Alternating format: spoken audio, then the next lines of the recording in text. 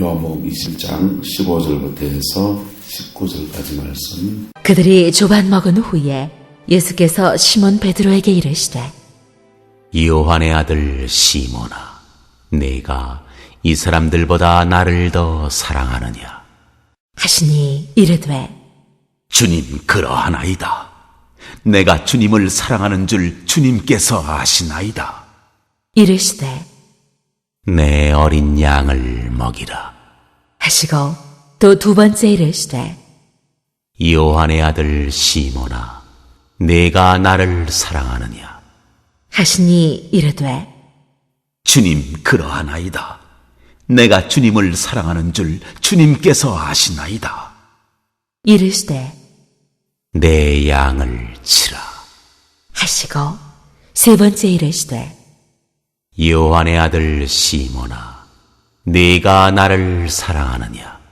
하시니 주께서 세 번째 내가 나를 사랑하느냐 하심으로 베드로가 근심하여 이르되 주님, 모든 것을 아시오매 내가 주님을 사랑하는 줄을 주님께서 아시나이다. 예수께서 이르시되 내 양을 먹이라. 내가 진실로 진실로 네게 이르노니 내가 젊어서는 스스로 띠띠고 원하는 곳으로 다녔거니와 늙어서는 네 팔을 벌리리니 남이 네게 띠띠우고 원하지 아니하는 곳으로 데려가리라. 이 말씀을 하심은 베드로가 어떠한 죽음으로 하나님께 영광을 돌릴 것을 가리키심이라라. 이 말씀을 하시고 베드로에게 이르시되 나를 따르라. 하시니 베드로가 돌이켜 예수께서 사랑하시는 그 제자가 따르는 것을 보니 그는 만찬석에서 예수의 품에 의지하여 주님을 파는 자가 누구오니이까 묻던 자더라. 이에 베드로가 그를 보고 예수께 여짜오되 주님, 이 사람은 어떻게 되겠사옵나이까? 예수께서 이르시되 내가 올 때까지 그를 머물게 하고자 할지라도 네게 무슨 상관이냐? 너는 나를 따르라. 하시더라. 자, 주님이 제자들을 세 번째 만나고 계십니다. 세 번째 만나는데 세 번째 만남에서 가장 핵심적인 만남의 주인공은 누굽니까? 베드로입니다. 두 번째 만남에서 핵심적인 주인공은 누구예요? 도마입니다. 도마. 그렇게 주님이 세 번째 제자들에게 지금 만나 주셨는데 베드로에게 딱 지금 주님이 타켓을 고정하십니다. 자, 그런데 다른 사람들은 은혜가 없을까요? 있어요. 같이 주님과 함께 떡을 먹고 고기를 먹었어요. 포도주를 마셨습니까? 안 마셨습니까? 안 마셨어요. 하지만 포도주를 지금 그들이 나누고 있는 겁니다. 누구로 말미암아? 예수 그리스도로 말미암아 신령한 포도주가 그들에게 계속 지금 부어지고 있는 겁니다. 할렐루야. 자, 우리가 성만찬을 교회에서 봄, 가을로 두 번 하고 어떤 교회는 매주 하는 교회도 있어요. 성만찬을 안 한다고 해서 성만찬이 안 베풀어지는 게 아니에요. 말씀을 나눌 때에 여러분이 주님의 십자가 앞에 설 때마다 예수님의 포도주는 계속 여러분들에게 영적인 포도주가 부어지고 있습니다. 할렐루야. 영적인 포도주가 부어지고 있고 신령한 떡이 여러분의 입술 속에 여러분의 삶 속에 부어지고 있어요. 할렐루야. 네, 그렇게 해서 신령한 포도주, 신령한 떡 우리가 말씀을 나누고 예배 중에 성령 안에서 계속 주어지고 있는 겁니다. 할렐루야. 제대로 된 예배가 드려지면 여러분의 죄는 계속 씻겨지는 거예요. 계속 씻겨지고 생활 속에서는요, 죄가 벗겨졌기 때문에 따라서 주님과 동행합니다. 그래서 예배로는 하나님의 은혜를 입고 생활 속에서는요, 주님과 동행하는 삶을 살아요. 그게 그리스도인의 삶입니다. 그 삶이 부러지기를 축복합니다. 자, 부활하신 주님을 만났습니다. 부활하신 주님을 만났더니 짠! 하고 한 방에 사람이 다 변했나요? 그렇지는 못합니다. 그렇지는 못해요. 우리 안에는 그 순간순간 옛사람들이 살아나는 겁니다. 열등감, 죄책감, 자책감 이런 마음들이 온갖 마음들이 다 살아나는 겁니다. 예수님이 12제자도 부활을 예수님으로부터 직접 체험한 성천하기 전에 육체로 부활해 오시는 그분을 체험한 베드로도 그래요. 그래서 우리가 성령 안에서 부활을 체험하지 않습니까? 옆 사람 얘기합시다. 부활 체험 해봤습니까? 해봤습니까? 여러분 부활 말고 예수님이 부활해서 오시는 그분을 체험해 봤습니까? 성령님 안에서 이미 한 겁니다. 할렐루야. 중생할 때 이미 부활 체험을 한 겁니다. 그래서 믿음 안에서 주님이 여러분 안에 계신 겁니다. 그 의식을 가져주시고 축복합니다. 성령 받았다고 생각하는 사람하고 예수님이 내 안에 계신다고 생각하는 사람하고 생각에 차는 차이가 별거 아닌 건데 엄청난 차이예요. 내가 성령 받아서 은사 행하고 성령 받아서 뭐 능력 받고 그렇게 생각하는 사람들은요, 하나님을 자기가 마음대로 부르려고 해요. 귀신 부르듯이, 무당들이 귀신 부르듯이. 하나님은 우리가 마음대로 부를 수 있는 그런 존재가 아닙니다. 우리가 그분에게 맞춰야 돼. 그분은 절제자, 창조주예요. 할렐루야. 십자가에 죽으시고 완전히 죽으시고 완전히 부활하셔서 나의 주님이시여 나의 하나님이죠 고백한 바로 그 그리스도의 영이라고요. 그 그리스도가 영으로 우리 안에 성령으로 들어와 계신 거라고요. 할렐루야.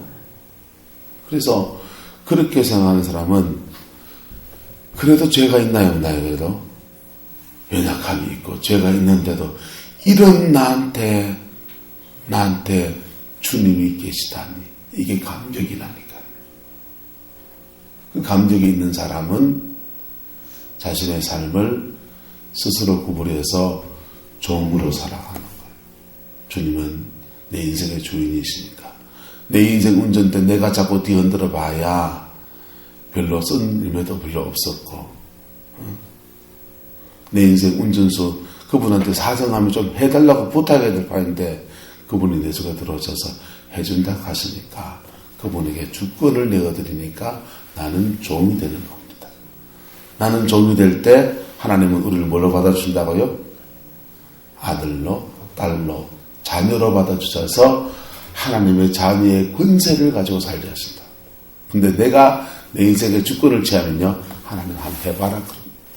이 한번 해봐라. 개고생하면 또 한 번 더 해봐라. 한 바퀴 더 해봐라. 그러신다니까. 그래서 몸으로 배우는 게 사실은 어려워. 어렵긴 하지만 배워놓으면 확실해지는 겁니다. 치매 노인들이요, 다 까먹고요. 뭐 했는 것도 까먹고 돈 줬는 것도 까먹고 뭐 했든 까먹고 계속 까먹는데 안 까먹는 게 있어요. 그분들한테 치매 노인 할머니들한테 김치 담아놓고 기가 막히게 담습니다.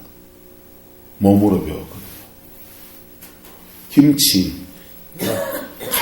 칼질 다 해요. 칼질 다 하고 음식 장난 다 합니다. 다 해가지고요 버무리는데 묻고 떠들어가면서 옛날 했던 방법대로 습관적으로 막 버무립니다. 몸으로 배운 게 그렇게 무서운 거예요. 주님과 함께 사는 법을 몸으로라도 배울 수 있길 축복합니다. 가장 좋기는 말씀 안에서 배우는 겁니다.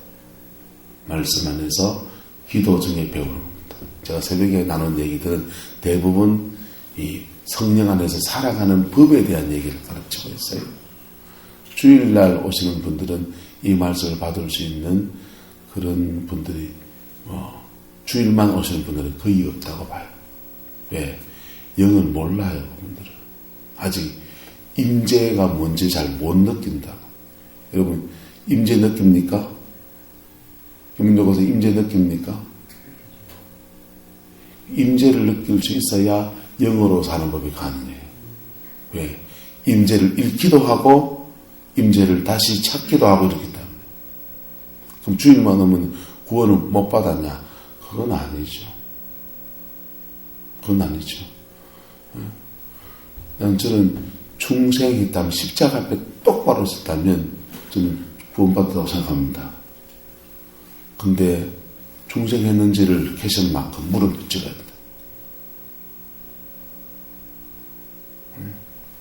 그래서 가능한 한 성도들이 임재를 느끼는 수준까지는 내가 신앙 안에서 도전해야 되겠다라고 생각해서 당신을 거듭났습니까? 라고 도전을 하는 거예요. 여러분들한테 하는 말이 사실은 아니라 확인은 또 해야 됩니다. 할렐루야.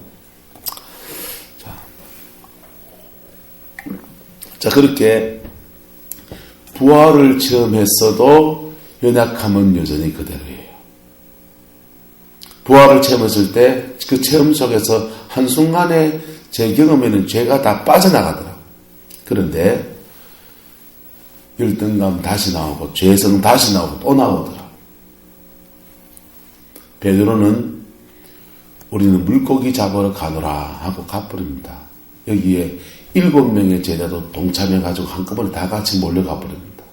주님이 오셔서 파이디온, 얘들아, 여러분, 베드로가 지금 나이가 몇 살인데요? 예수님 33살에 돌아가셨으니까 예수님보다 나이가 많거든요.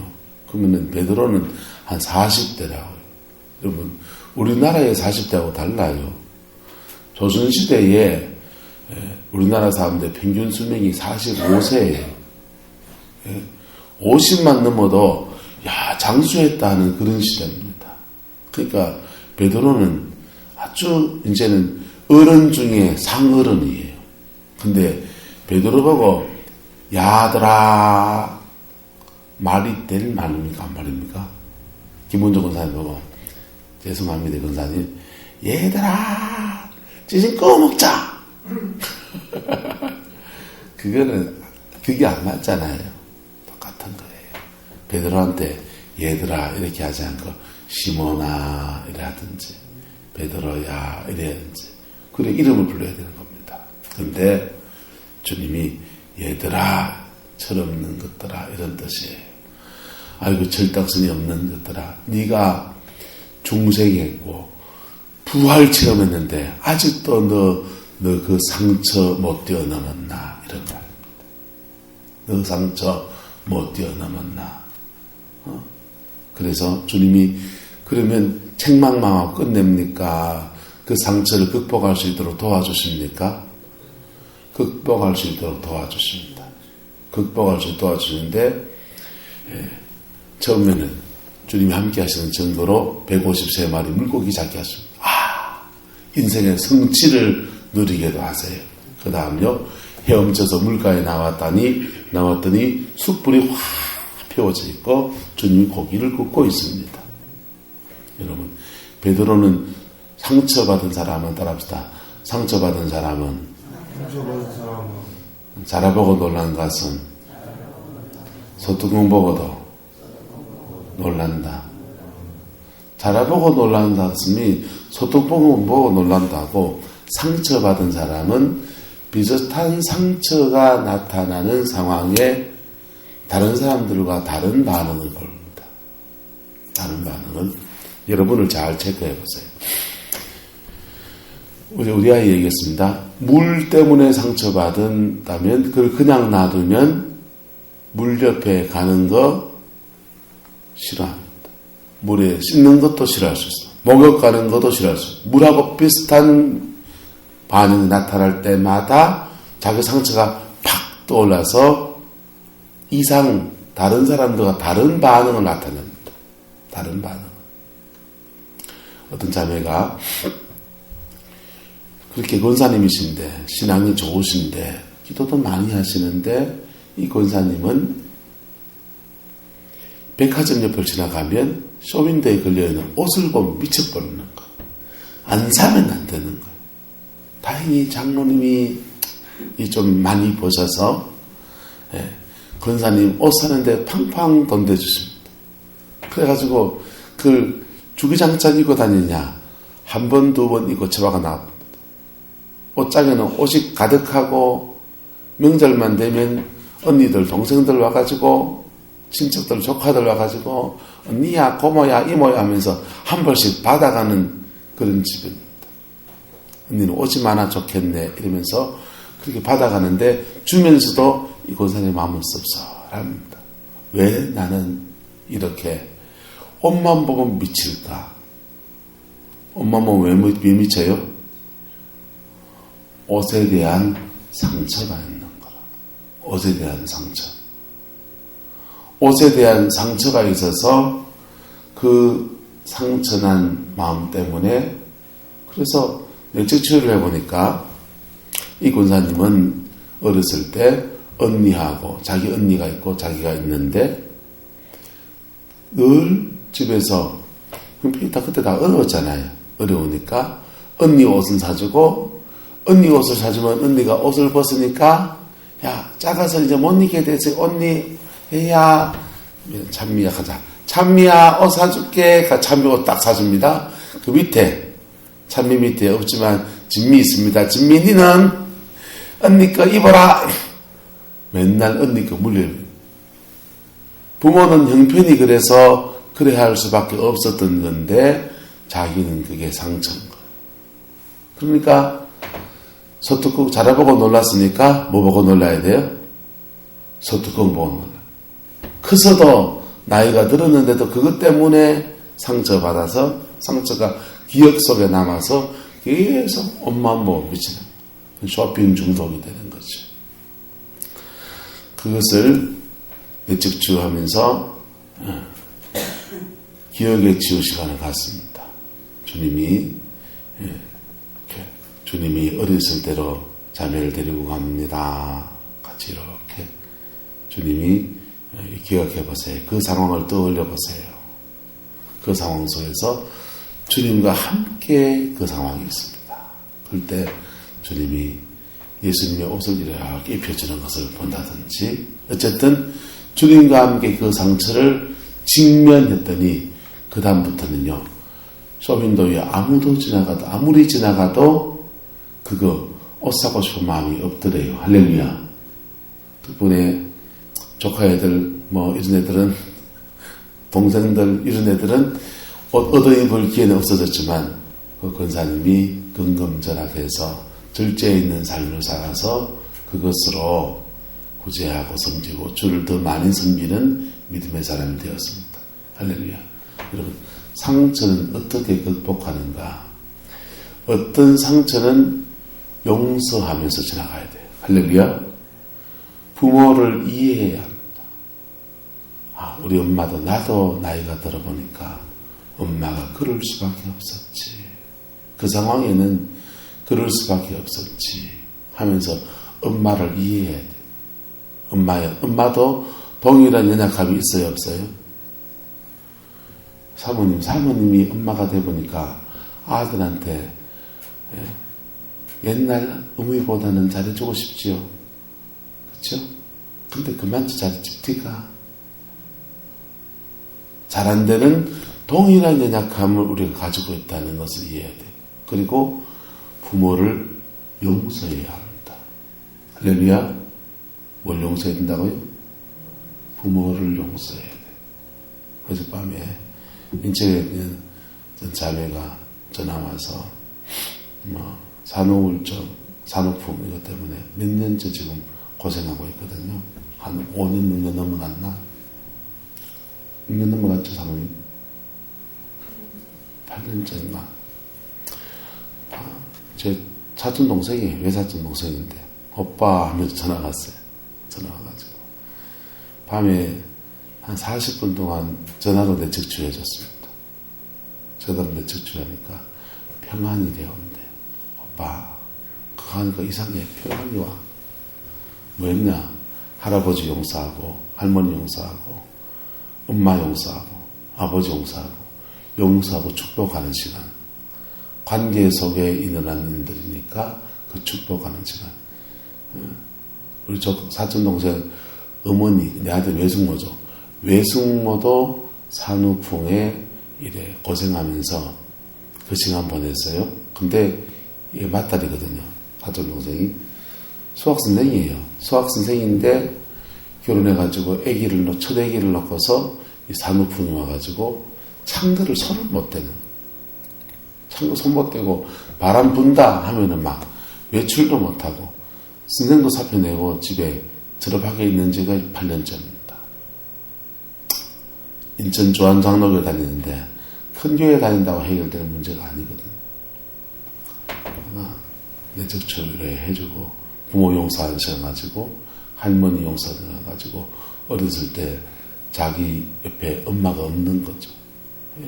며느리가 산후풍이 와가지고 개고생을 하니까 할머니가 이혼식이나 마나 막 아들하고 밀당하고 그러고 친정에 가 있고 그랬을 때니까 그게 어렸을 때 얼마나 큰 상처에 엄마 없이 그 어린 시절을 보내는 게 어떤 그런 과정에서 애가 받은 상처가 시간이 지나서 지가 알아놓으니까 저것하고 똑같은 게 뜨는 거예요. 그거 영입니다. 할렐루야. 영은 그렇게 전달되는 거예요. 영은 상처를 타고 죄를 타고 가게로 흘러가는 거예요. 그래서 그 상처를 뛰어넘지 않으면 계속 흘러가는 거예요. 어쨌든 그래 한 40분 계속 내적 주의해주고 그러면 평안이 이제 온다 그랬는데 어떻게 극복하느냐 따라 주님과 함께 그 상처를 직면해야 합니다. 네. 주님이 지금 베드로한테 숯불을 피워놓고 다 상황 속에서도 직면하시는 거예요. 베드로는 숯불 앞에서 불째에다가 예수를 3번 부인했습니다. 그게 회개해야 될 제목이기도 하지만 자기한테는 내가 왜 그랬을까? 내가 소재라는 놈이 내가 어째 그랬을까? 하면서 자기는 나는 자신 없다. 나는 주님께 회개하고 주님이 날 부활하신 주님이 찾아왔지만은 내 모든 죄를 사한다고 하지만은 나는 자신 없다. 이제는 수제하고 뭐고 그냥 전에 가서 물고기나 잡고 그냥 그래 살아야지 하는 그 상처랍니다. 할렐루야. 옷 모사 입은 것만 상처가 아니고 비전이 꺾인 것도 상처인 거예요. 꿈이 꺾여버린 거. 주님이 그 베드로 찾아오셔서 숯불 피워놓고 만났습니다. 숯불 속에서 주님 만나주십니다. 그 만나주시니까 베드로가 숯불에 대한 상처를 뛰어넘습니다. 전설에 의하면 베드로는 숯불 피워놓고 부인하고 저주하다가 뭐가 울었습니까? 꼭 끼워 다굴었잖아요. 다굴었는데 다구름 소리가 날 때마다 운다는 거예요. 다구름 소리가 날 때마다 내가 그때 주님을 3번 부인했는데 마지막은 저주했었는데 하면서 운다는 거예요. 못 뛰어넘어서요? 뿅아리는 못 뛰어넘는 거예요. 아마 이 숯불 피워놓고 주님이 대화하시는 중에 그 다음에 뿅아리가 꺾여! 하고 울었으면은 그것도 뛰어넘었을 줄 몰라요. 할렐루야. 어쨌든 상처의 극복은 뭐 하는 거라고요? 그냥 직면하면 판판이 상처 또 기억나서 이상형들이 또 나온다. 그래서 반드시 따라 주님과 함께 임재 속에서 지나가는 겁니다. 임재 속에서 주님과 함께 그 상처에 직면하는 거예요. 직면해서 그게 사람하고 얽힌 것이면 용서해야 지나가야죠.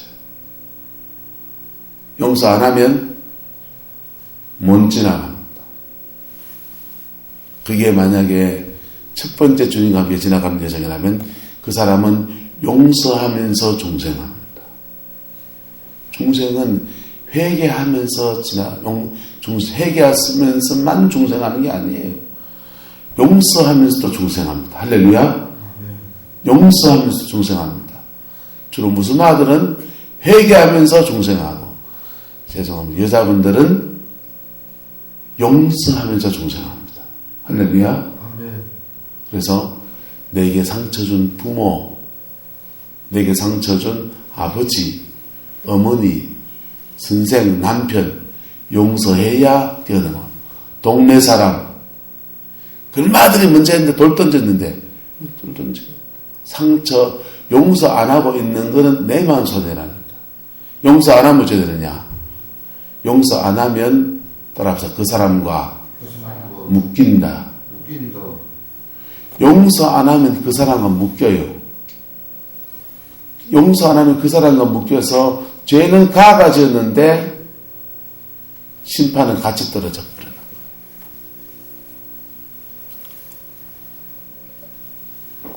한번 따라합시다. 용서하지 않는 것은 독은 내가 맺고 저 사람은 죽기를 바란다. 저 사람 먼저 죽고 독먹은 내가 먼저 죽어요. 독먹은 내가 먼저 죽어요. 임재 느끼는 사람은 이거는 100%입니다. 임재 끊어집니다. 안 끊어지면 그 임재가 성령이 준 임재인지 귀신이 준 건지 체크해 봐야 돼요. 그 기도가 막 잘 되는데 누굴 용서하는 마음을 딱 가지고 있는데 그런데 그 다음날 새벽에 왔는데도 아무 일 없이 기도가 잘 된다. 문제가 심각한 겁니다. 귀신입니다. 악한 영입니다. 진짜입니다. 기도가 콱 막혀야 됩니다. 사모님. 맞죠? 누굴 용서 안 하는데 기도가 막 잘 된다. 심각하다니까요. 귀신 들렸습니다. 악한 영이 여러분이 잡고 있는 겁니다. 그 영이 기도시키는 거라고. 그거는 성령 안에서 하나님께 도달하는 기도가 아니에요. 자꾸만 악한 영을 받게 되는 기도입니다. 그래서 임재 속에 하나님의 임재를 아는 사람은 그 임재와 은혜를 안 놓치는 그 몸부림치는 사람은 계속해서 용서 안 하고 마음에 품고 있을 수가 없다니까요. 그거 용서해야 아니면 그거 용서하지 못하는 거 회개합니다. 그래야 풀어지는 거예요. 그러면 내 삶에도 풀어지나요? 안 풀어지나요? 내 삶에도 풀어진다니까. 한번 따라합시다. 땅에서 매면 하늘에서 매이고 땅에서 풀면 하늘에서 풀리리라. 내가 풀어야 돼. 땅에서 찌끔 묶어놓고 내 병 걸렸는데 기도해 주세요. 기도 받아도 소용없습니다. 무슨 기도가 목사가 기도해주면 뭐 병이 다 낫습니까? 안 낫죠. 주님이 그를 제대로 만져줘야 되는 겁니다. 할렐루야. 용서하라니까. 내가 먼저 풀끔 풀어주라니까. 내 살려고. 예. 가는 미워도 어쨌든 나는 살아야 되니까 나라고 풀어주라니까. 할렐루야. 그래야 내가 사는 거예요. 예. 남편이 미워 죽겠어요. 용서가 안 돼요. 용서가 안 되니까 뭐 하라고 합니까? 토설하라고 그러잖아요. 토설하는 게 주님과 함께 직면하는 시간들입니다. 그 과정이 주님과 함께 직면하는 시간입니다. 그거 해야 그거 지나가십니다. 극복할 수 있습니다. 할렐루야. 그 은혜가 있기를 축복합니다. 자, 주님이 숯불 피워놓고 이제 구체적으로 묻습니다. 요한의 아들 시몬아, 내가 이 사람들보다 나를 더 사랑하느냐 할 때 주님은 아가페오메 해서 네가 나를 사랑하느냐 할 때 네가 그렇게 너 전체를 목숨도 생명도 삶도 재산도 다 버리고 마음으로도 버리고 나를 따라왔던 그 열정적인 그 사랑으로 지금도 나를 사랑하냐 이렇게 묻습니다. 아가페오메. 그러니까 베드로가 뭐라고 대답하느냐. 주님, 내가 주님을 사랑하는 줄을 주님이 하십니다 라고 고백합니다. 할렐루야. 근데 우리말에는 똑같이 사랑이라고 고백했지만 이 갈로 좀 쳐놓으면 좋겠어요. 평신도들도 알아먹게. 여기는 베드로가 쓴 사랑이라는 단어는 필레오예요. 필레오는 뭐냐면 헬라어는 사랑이라는 단어가 네 가지 있습니다. 하나는 아가페. 아가페는 하나님이 우리를 사랑하듯이 우리도 무조건적으로 그분을 사랑하는 것을 아가페라고 합니다. 두 번째 사랑은 스톨게예요. 스톨게는 그 하나님 사랑보다는 못하지만 전적으로 나를 다 주는 것까지는 못하지만은 그래도 거기에 근접한 사랑, 부모가 자녀를 사랑하는 사랑을 스톨게라고 합니다. 그 다음 스톨게까지는 못하지만은 그래도 형제가 형제를 친구 사이에 정도 사랑하고 우정을 갖는 것을 필레오라고 그래요. 필레오. 세 번째, 네 번째, 가장 좀 세속적인 사랑을, 이성 간의 사랑을 에로스라고 합니다. 사랑의 질이 제일 떨어지는 것이죠. 그런데 주님은 아가페, 네가 나를 사랑하냐, 아가페로 사랑하냐 라고 묻는데 베드로는 필레오 대답합니다. 주님 저 그렇게 사랑 못해요. 그러니까 이 갈릴리 바다까지 고기 잡으러 그냥 옛날치고 되돌아왔죠. 수제자는 무슨 수제자예요? 내 같은 게 무슨 수제자를 하겠어요? 저는 그럴 자신은 없어요. 하면서 필레오로 대답합니다. 그러니까 주님이 필레오로 대답하는 그에게 또 말씀하십니다. 내 어린 양을 먹이라, 먹이지 말라. 네 같은 게 내 어린 양을 먹여? 안 돼. 하는 게 아니라 그래 너 부족하지만 그래 내도 내가 너에게 내 양을 맡기리라 하면서 내 어린 양을 먹이라 합니다. 또 주님이 묻습니다. 네가 나를 사랑하느냐? 또 묻습니다. 또 베드로는요 아가페로 묻는데 또 뭘로 대답해요? 필레오로 대답합니다. 우정으로밖에 저 사랑 못해요. 그래 말하는 거예요. 그러니까 주님이 또 말합니다. 내 어린 양을 치라. 세 번째 또 묻습니다. 주님이 세 번째 요한의 아들 시몬아 내가 나를 사랑하냐 이렇게 물으시는데 세 번째 물으실 때는 주님이 필레오로 물어요. 이 말은 무슨 말이냐면 네가 나를 우정으로 친구처럼 사랑한단 말이지 이렇게 묻는 거예요. 확인하는 거예요. 그러니까 여전히 베드로가 주여 내가 주를 사랑하는 줄 주님이 아십니다. 주님과 나 사이는 친구 정도밖에의 사랑이 아닙니다.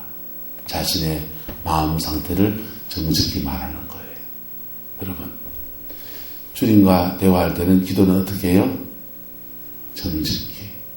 내가 죄인이면 죄 있는 채로, 상처 있으면 상처 있는 채로, 잘났으면 잘난 채로, 못났으면 못난 채로 그냥 그대로 나가는 거예요. 베드로가 자기의 영적 상태 그대로 허세를 부리지 않고 그래요 맞아요. 내가 십자가 지나간 여정 지나가 보니까 내가 주님 사랑하는데 내가 주님의 수제자라고 그냥 뻥을 치고 그랬는데 내 꼬라지가 요밖에 안 됩니다 하면서 자기의 실체를 다 까발려서 말합니다. 여러분 허세 부리면 안 돼요. 허세 부리면 치유는 일어나지 않습니다. 내가 모자라면 모자란 대로 말하는 겁니다. 할렐루야. 그렇게 할 때에 나의 믿음 없는 걸 도와주셔서 차라리 그렇게 말하시는 게 맞아요. 그럴 때에 주님이 베드로에게 그래 너 연약한데도 내가 너와 함께 있어서 너 어린 양을 줄 수 있게 해줄게. 그래 네가 연약한데도 부활한 내가 너와 함께 있어서 네 삶을 감당할 수 있게 도와줄게 하면서 계속 내 양을 먹이라 하면서 그의 비전을 회복시킵니다. 베드로는 어디에서 지금 회복이 돼야 돼요? 비전에서 바뀌었거든요. 그래서 비전, 새로운 비전에 대해서 회복이 일어나야 됩니다. 여러분들은 어디서 극복해야 됩니까? 부모로부터 받은 상처에서 극복해야 됩니까? 목회자 때문에 받은 상처에서 극복해야 됩니까? 어쨌든 주님과 함께 직면할 수 있는 축복합니다. 그래야 극복이 됩니다. 그게 딱 극복이 되면서 주님이 마지막에는 이런 말씀으로 예언을 던져주십니다. 18절 보세요. 내가 진실로 진실로 너희에게 이르노니 내가 젊어서는 스스로 뒤뛰고 원하는 곳으로 다녔거니와 늙어서는 내 발을 벌리니 남이 내게 띠를 지우고 원하지 않는 곳으로 데려가리라. 자, 베드로한테 너 나중에 뭐 하겠다는 겁니까? 순교하겠다.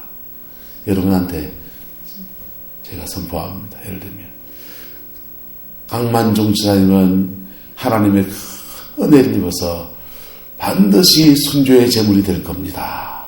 강사님이 할렐루야요 하면 엄매야 이런 뜻이에요. 이래네요. 엄매야 강사 어떻게 됩니까? 할렐루야 합니까?